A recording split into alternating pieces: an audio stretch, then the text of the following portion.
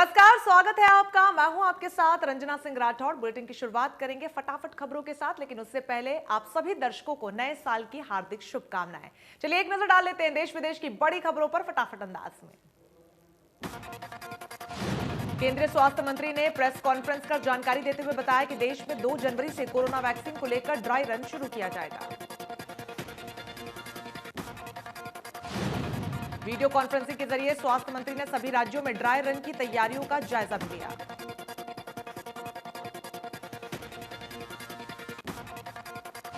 प्रधानमंत्री नरेंद्र मोदी ने नए साल के पहले दिन 6 राज्यों के बेघर परिवारों के लिए लाइट हाउस प्रोजेक्ट का उद्घाटन किया। इस दौरान कई पीएम मोदी के साथ शहरी विकास मंत्री हरदीप पुरी भी जुड़े।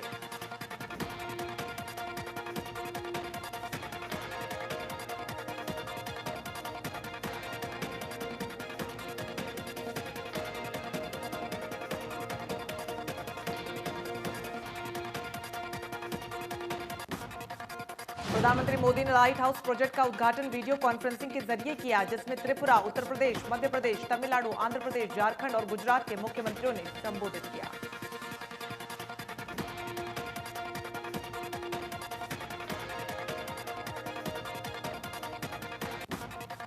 देश के अलग अलग हिस्सों में लोगों ने नए साल का स्वागत किया। भले ही सरकार की तरफ से सामूहिक समारोह पर पाबंदियां रहीं, लेकिन फिर भी लोगों ने खूब नाच गाकर नए साल का जश्न मनाया। प्रधानमंत्री मोदी ने भी देशवासियों को ट्वीट कर नए साल की शुभकामनाएं दी। पीएम ने ट्वीट कर लिखा कि नया साल सभी के जीवन में खुशियां लाए और सभी की सेहत अच्छी रहे।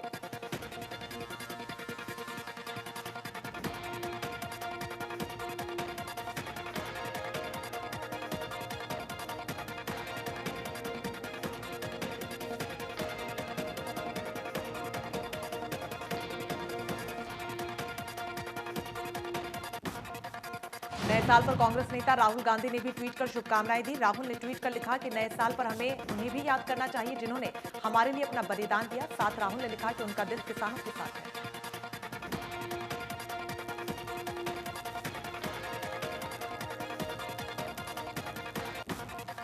वहीं सिंधु बॉर्डर पर आंदोलन कर रहे किसानों ने भी नए साल का जश्न मनाया। बता दें कि किसान 37 दिनों से कृषि कानूनों के विरोध में आंदोलन कर रहे हैं।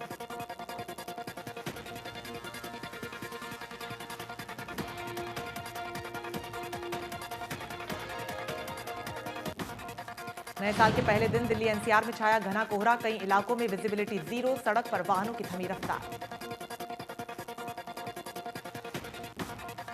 हरियाणा के भी कई जिलों में घना कोहरा छाया रहा, जिससे सड़कों पर वाहन चालकों को भारी परेशानियों का सामना करना पड़ा।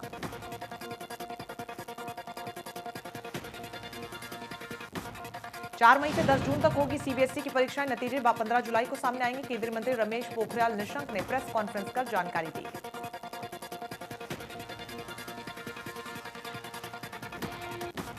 बता दें कि कोरोना महामारी के चलते स्कूल कॉलेजेस लंबे समय से बंद चल रहे हैं। ऑनलाइन क्लासेस के जरिए बच्चों को पढ़ाया जा रहा है, लेकिन अब सरकार ने स्पष्ट कर दिया है कि परीक्षाएं ऑफलाइन ही आयोजित होंगी। दुनिया में 8 करोड़ 38 लाख से ज्यादा कोरोना की मरीजों की संख्या की पुष्टि। पूरी दुनिया में कोरोना के चलते 18,25,000 से ज्यादा मरीजों की गई जान। अमेरिका में कोरोना के चलते 3,54,000 से ज्यादा मरीजों ने गंवाई अपनी जान। कुल मरीजों का आंकड़ा हुआ 2 करोड़ के पार। देश में 24 घंटे में सामने आए 19,000 से ज्यादा मामले। 244 मरीजों की मौत हुई। कुल मरीजों की संख्या हुई 1,02 करोड़ के पार।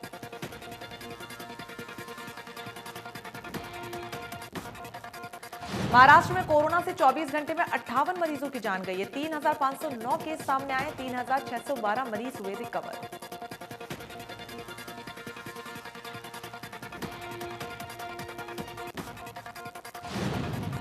कर्नाटक में सामने आए एक दिन में 952 नए मामले। कुल मरीजों का आंकड़ा 9,19,000 के पार। राज्य में अब एक्टिव केस की संख्या 11,000 के पार।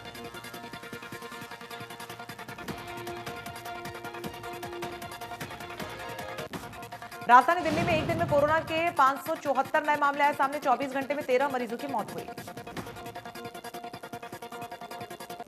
यूपी में कुल मरीजों की संख्या हुई 5,84,000। अब तक 8,352 मरीजों की जान गई। प्रदेश में एक्टिव केसेस की संख्या 14,000 के पार। राजस्थान में एक दिन में मिले 689 नए मामले। कुल संक्रमितों की संख्या 3,08,000 के पार। अब तक 2,696 लोगों की मौत हुई। हरियाणा में कोरोना के चलते 24 घंटे में 6 मरीजों ने तोड़ा दम। 271 नए मामले आए सामने, कुल संख्या 2,62,000 के पार। नए साल पर नई उम्मीदों के साथ फाइजर की कोरोना वैक्सीन को WHO की मंजूरी। आज भारत भी लेगा टीकाकरण पर बड़ा फैसला। बता दें कि अमेरिकी कंपनी फाइजर ने सबसे पहले कोरोना वैक्सीन बनाई, जिसके बाद अमेरिका में लाखों लोगों को फाइजर की कोरोना वैक्सीन दी गई। देश में फाइजर की वैक्सीन को मंजूरी मिलने के बाद जल्द ही कोरोना वैक्सीन का टीकाकरण शुरू हो जाएगा। नए साल की दस्तक के साथ ही देश में अब कोरोना वैक्सीन को लेकर बड़ी तैयारी शुरू कर दी गई है। भारत सरकार ने फैसला लिया है कि 2 जनवरी से देश के हर राज्य में कोरोना वैक्सीन का ड्राई रन किया जाएगा। अब तक देश के 4 राज्यों में ही ऐसा ड्राई रन किया गया था, जिसमें पंजाब, असम, गुजरात और आंध्र प्रदेश में किया गया था। चारों राज्यों में ड्राई रन को लेकर अच्छे रिजल्ट सामने आए थे, जिसके बाद अब सरकार ने पूरे देश में इस ड्राई रन को लागू करने का फैसला किया है। स्वास्थ्य मंत्रालय के निर्देशों के अनुसार ड्राई रन में राज्यों को अपने 2 शहरों को चिन्हित करना होगा। इन 2 शहरों में वैक्सीन के शहर में पहुंचने, अस्पताल तक जाने, लोगों को बुलाने, फिर डोज देने की पूरी प्रक्रिया का पालन इस तरह किया जाएगा जैसे वैक्सीनेशन हो रहा है।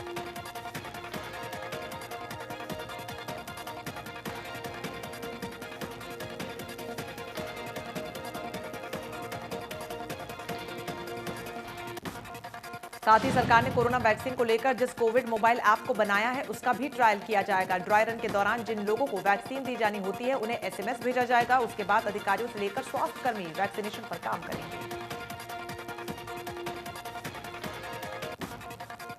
दिल्ली NCR में भारत बायोटेक की वैक्सीन का तीसरा ट्रायल लगातार जारी है। NCR में दिल्ली एम्स और रोहतक मेडिकल कॉलेज में, फरीदाबाद के ASI मेडिकल कॉलेज में भी तीसरा ट्रायल किया जा रहा है, जिसके तहत फरीदाबाद में 1500 लोगों पर ट्रायल किया जाना है और अब तक लगभग 700 लोगों पर इसका सफल परीक्षण किया जा चुका है। इसी कड़ी में फरीदाबाद के उद्योगपतियों ने आगे आकर इस ट्रायल में हिस्सा लिया और वैक्सीन लगवाई। झज्जर स्वास्थ्य विभाग ने वैक्सीनेशन की तैयारी पूरी कर ली है। सरकार की गाइडलाइंस के अनुसार इसके लिए सभी तैयारियां पूरी कर ली गई हैं। विभाग को बस अब वैक्सीन आने का इंतजार है। वैक्सीनेशन के लिए प्रशासन ने कोऑर्डिनेशन कमेटी बनाई है। जिले में CHC और PHC लेवल की तैयारियां पूरी कर ली गई हैं। वहीं वर्कर्स की पूरी लिस्ट तैयार कर ली गई है, जिसमें doctors, nurse, paramedical staff, anganwadi worker शामिल हैं। सीएम मनोहर लाल ने की प्रेस कॉन्फ्रेंस कर नए साल की शुभकामनाएं दी। साल 2020 की उपलब्धियां, आगे का प्लान भी प्रदेशवासियों के सामने रखा। इसके साथ साल 2021 का कैलेंडर भी सीएम ने जारी किया। सीएम ने कहा कि कोरोना का प्रकोप कम हो रहा है, सिर्फ 3600 एक्टिव केस बचे हैं, जबकि 22,000 तक एक्टिव केस हो चुके थे। इसके साथ ही सीएम ने लोगों से सावधानी बरतने की अपील भी की। इसके साथ ही सीएम ने जानकारी देते हुए बताया कि हरियाणा को डिजिटल इंडिया का अवार्ड मिला है, जो कि वाकई हर्ष का विषय है। सीएम ने कहा कि अवैध कॉलोनियों पर हमने कार्रवाई की है, प्रदेश हित के लिए हमने काम किया। सीएम ने कहा कि 1 जनवरी से किसी भी तहसील से रजिस्ट्रेशन कराई जा सकता है और कृषि क्षेत्र को भी डिजिटल कराने का काम किया जा रहा है। किसानों को इस बात की जानकारी भी दी जा रही है कि कौन सी फसल बोने से लाभ होगा। नए कृषि कानूनों को लेकर सीएम ने कहा कि किसानों की कुछ बातों को सरकार ने मान लिया है, जबकि कुछ बातों पर विचार किया जाएगा, लेकिन विपक्ष किसानों को बहकाया रहा है। सीएम ने किसानों को आश्वस्त करते हुए कहा कि हमारे प्रदेश के किसानों की जिम्मेदारी हमारी है। हरियाणा में MSP को कभी खत्म नहीं होने देंगे। सीएम ने कहा कि किसी ने MSP खत्म करने की कोशिश भी की तो राजनीति छोड़ दूंगा। सीएम ने जानकारी देते हुए बताया कि MICATA के तहत योजना बनाई गई है और 25 एकड़ के हर खेत को पानी पहुंचेगा। इसके लिए 4 जिले को छांटा गया है। टिकरी बॉर्डर पर आंदोलन में शामिल एक और किसान की मौत हो गई। किसान कैथल जिले के गांव भाड़ा का रहने वाला राजकुमार बताया जा रहा है, जिसके दिमाग की नस फट जाने से उसकी जान चली गई। रामकुमार की उम्र 56 वर्ष थी। उसके परिवार में इकलौता बेटा व पत्नी है और मृतक रामकुमार के पास केवल 3 एकड़ जमीन है। पिछले 10 से 15 दिनों में वो टिकरी बॉर्डर पर धरने में शामिल होने के लिए गया था।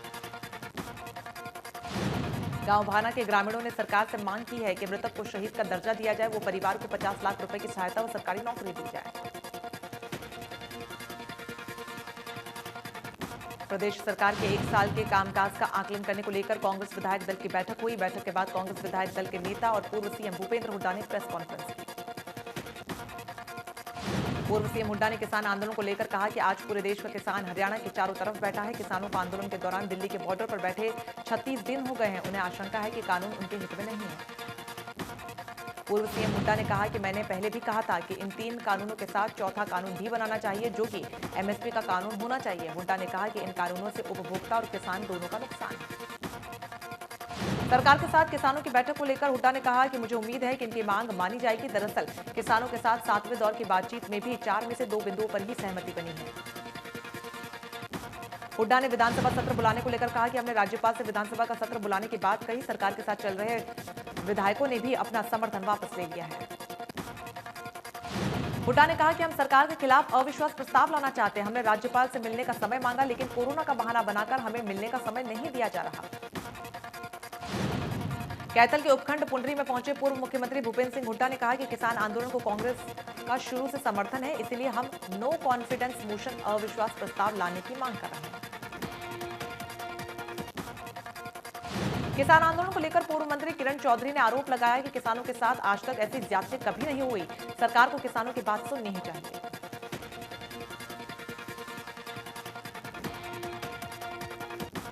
इनेलो नेता अभय सिंह चौटाला के नए कृषि कानूनों को किसानों का डेथ वारंट बताया। साथ ही अभय चौटाला ने 7 जनवरी को पार्टी के पदाधिकारियों के साथ किसानों के समर्थन में टिकरी बॉर्डर पहुंचने का ऐलान किया। 4 जनवरी की बातचीत को लेकर अभय चौटाला ने कहा कि बातचीत के बहाने से सरकार आंदोलन को विफल करना चाहती है। पूर्व मुख्यमंत्री हुड्डा के विधानसभा के विशेष सत्र बुलाने की मांग को लेकर भी अभय सिंह चौटाला ने निशाना साधा। साथ ही कृषि कानूनों के लिए कांग्रेस को भी जिम्मेदार बताया। 3 कृषि कानूनों के खिलाफ रिलायंस पेट्रोल पंप और कमर्शियल टोल टैक्स पर धरने पर बैठे किसानों ने केंद्र और राज्य सरकार के खिलाफ प्रदर्शन कर नारेबाजी की। किसानों ने पिछले कई दिनों से टोल टैक्स फ्री किया हुआ है। रिलायंस पेट्रोल पंप पर भी पिछले 22 दिनों से किसानों का धरना चल रहा है। धरने पर बैठे किसानों ने जनता से रिलायंस के प्रोडक्ट्स का बहिष्कार करने की अपील की। टोहाना उपमंडल के गांव नाडोही की ग्राम पंचायत द्वारा प्रधानमंत्री के मन की बात कार्यक्रम के विरोध में भेजे गए प्रस्ताव और सरकार द्वारा ग्राम पंचायत से जवाब तलब करने के विरोध में किसानों ने हिसार चंडीगढ़ रोड पर जाम लगा दिया। इस दौरान किसान संयुक्त एक्शन कमेटी के नेतृत्व में किसानों ने जाम लगाकर सरकार के खिलाफ नारेबाजी की। किसानों ने कहा कि सरकार विरोध में उठने वाली आवाज को दबाने का प्रयास कर रही है, जिसे बर्दाश्त नहीं किया जाएगा। राजस्थान हरियाणा बॉर्डर पर किसान बैरिकेड्स तोड़कर दिल्ली कूच के लिए आगे बढ़े। 15 से 20 ट्रैक्टर ट्रॉली में भरकर किसानों ने जबरन हरियाणा सीमा में घुसने की कोशिश की, जिसके बाद प्रशासन अलर्ट हो गया है। नारनौल क्षेत्र के कई गांव के युवाओं ने इकट्ठा होकर कस्बा नारनौल में प्रदर्शन किया। इस दौरान उन्होंने कहा कि केंद्र सरकार की तरफ से जो 3 कृषि कानून लाए गए हैं वो तुरंत वापस लिए जाएं। युवा किसान विकी मलिक ने कहा कि हमने प्रदर्शन कर एसडीएम नारनौल को एक ज्ञापन सौंपा है। अगर तीनों कृषि कानूनों को जल्द वापस नहीं लिया जाता तो हम और भी बड़ा आंदोलन करेंगे। तीनों कृषि कानूनों के विरोध में किसानों का धरना लगातार जारी है। गोहाना से भी किसानों का एक जत्था सिंधु बॉर्डर की तरफ रवाना हुआ, जिसमें किसान खाने पीने का राशन साथ लेकर आगे बढ़ते हुए नजर आए। किसानों के जत्थे में बुजुर्ग बड़ी तादाद में मौजूद थे। महिलाएं भी इसका हिस्सा थी। किसानों का कहना है कि नया साल दिल्ली बॉर्डर पर अपने देश किसान भाइयों के साथ धरने पर मनाएंगे और तब तक वहां डटे रहेंगे जब तक सरकार उनकी बातें नहीं मान लेती। गोहाना में लघु सचिवालय में मांगों को लेकर दिव्यांग व्यक्तियों ने अपना धरना 128वें दिन भी जारी रखा। दिव्यांग व्यक्तियों ने सरकार के खिलाफ प्रदर्शन करते हुए सोनीपत रोड जाम लगाकर अपना रोष प्रदर्शन किया।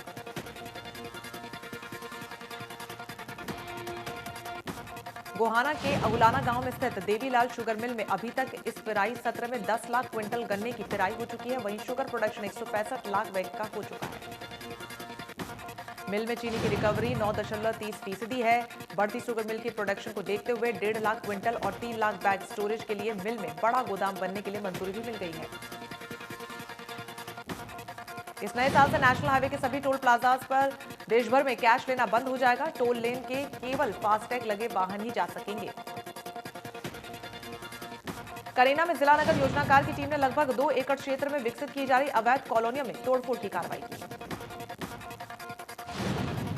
इस कार्रवाई में 4 दीवारी और डीपीसी के साथ साथ सभी रोड नेटवर्क उखाड़ दिए गए। ये पूरी कार्रवाई हेमंत कुमार डीटीपी की अगुवाई में भारी पुलिस बल की मौजूदगी में की गई। पंचकुला निगम चुनाव में नवनिर्वाचित मेयर कुलभूषण गोयल ने बीजेपी के पार्षदों के साथ सीएम मनोहर लाल से मुलाकात की। मेयर समेत तमाम पार्षद सीएम आवास पहुंचे थे। सीएम से मेयर और पार्षदों की मुलाकात के दौरान विधानसभा स्पीकर ज्ञानचंद्र गुप्ता और पंचकुला के प्रभारी कैप्टन अभिमन्यु भी मौजूद रहे। सभी पार्षदों और मेयर ने जीत के बाद सीएम का आभार जताया। एलानाबाद में अंबाला नगर निगम चुनाव में शक्ति रानी शर्मा के मेयर बनने की खुशी में कार्यकर्ताओं ने जश्न मनाया, लड्डू बांटकर खुशी मनाई। हरियाणा जनचेतना पार्टी के प्रदेश उपाध्यक्ष सत्यनारायण पंडिता के घर पर हुए कार्यक्रम में पार्टी कार्यकर्ताओं ने शक्ति रानी जिंदाबाद और विनोद शर्मा जिंदाबाद के नारे लगाए।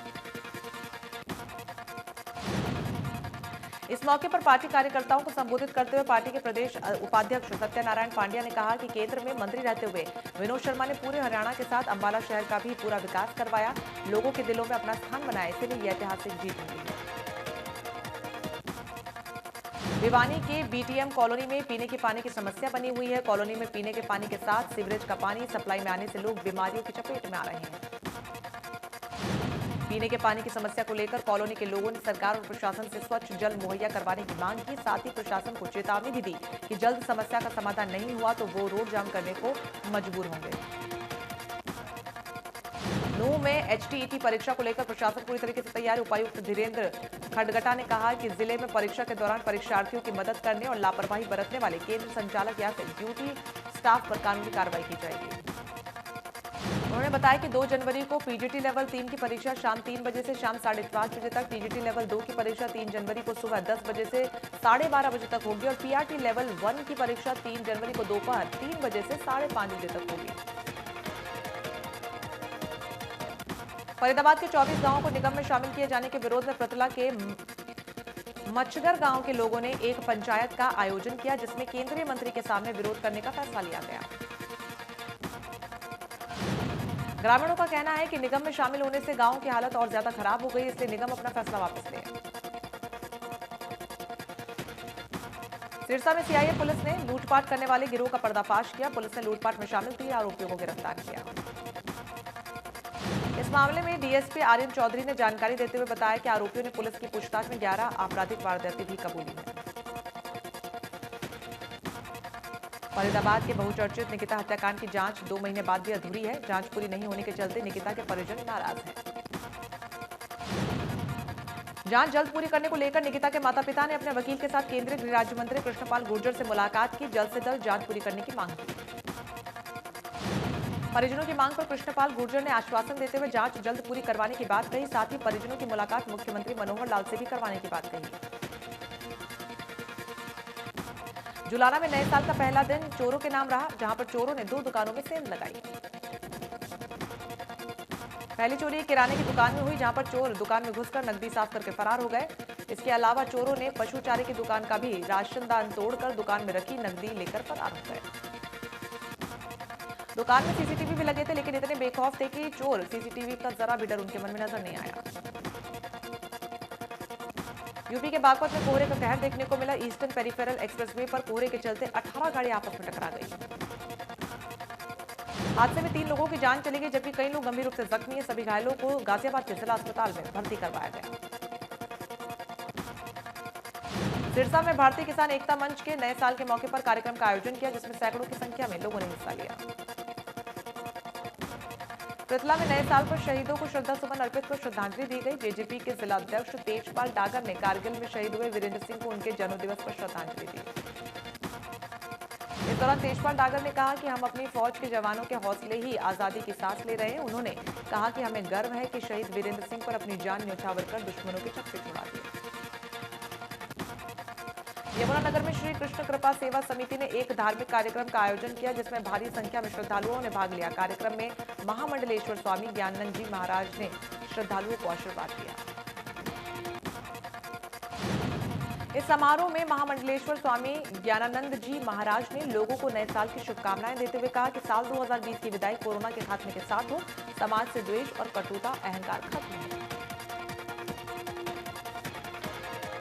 नए साल 2021 के पहले ही दिन उत्तर भारत में सर्दी और कोहरा लोगों पर कहर बनकर टूटे। पूरे अंबाला शहर में कोहरा छाया रहा, जिससे लोगों में भारी परेशानियां देखने को मिली। कोहरे के चलते सड़कों पर सन्नाटा पसरा। सड़कों पर गाड़ियां बहुत धीमी गति से चल रही हैं, वहीं लोग भी ठंड के चलते घरों में ही रह रहे हैं। सतना में ठंड के चलते ग्रामीणों को दिक्कतों से दो चार होना पड़ रहा है। किसानों का कहना है कि लगातार पड़ रही ठंड गेहूं की फसल के लिए तो फायदेमंद है, सब्जियों के लिए नुकसानदायक है। रोहतक में नए साल पर घना कोहरा छाया रहा, जिससे लोगों को भारी परेशानियों का सामना करना पड़ा। ठंड से बचने के लिए लोग अलाव का सहारा ले रहे हैं। उत्तर भारत में शीतलहर का प्रकोप लगातार जारी है। मौसम विभाग के मुताबिक ये हवाएं उत्तर भारत के न्यूनतम तापमान में 3 से 5 डिग्री सेल्सियस तक की कमी लाएंगी।